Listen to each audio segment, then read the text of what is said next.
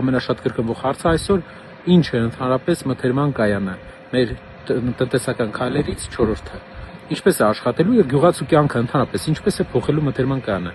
Ներկայացնեմ։ Պատկերացրեք դուք կարտոֆիլ եք աճացնում,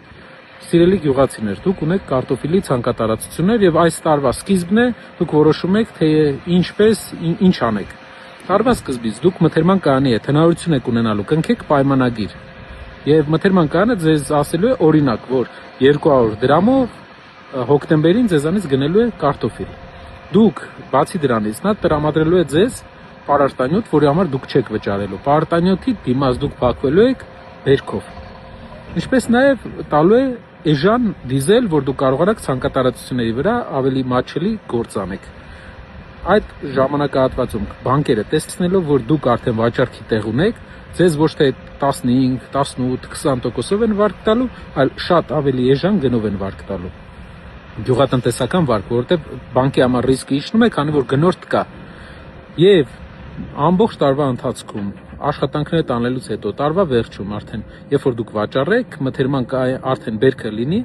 մթերման կայանից կգան, մթերում կանեն եւ 7-ից 10 օրվա ընթացքում դուք ձեր հաշվին կստանաք գումարը։ Արդեն մթերքի վաճառքի հետ կապված։ Չի լինի այն գլխացավանքները, որ հիմա կա,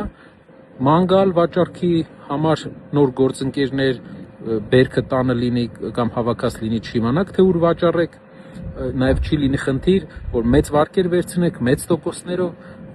որովհետև արդեն եթե անգամ վարկերի կարիք լինի, տոկոսները ցածր կլինեն, իսկ պարարտանյութի դեպքում վարկի կամ դիզելի դեպքում վարկի կարիք էլ չի լինի, քանի որ մթերման կայանը ձեզ կվճարի,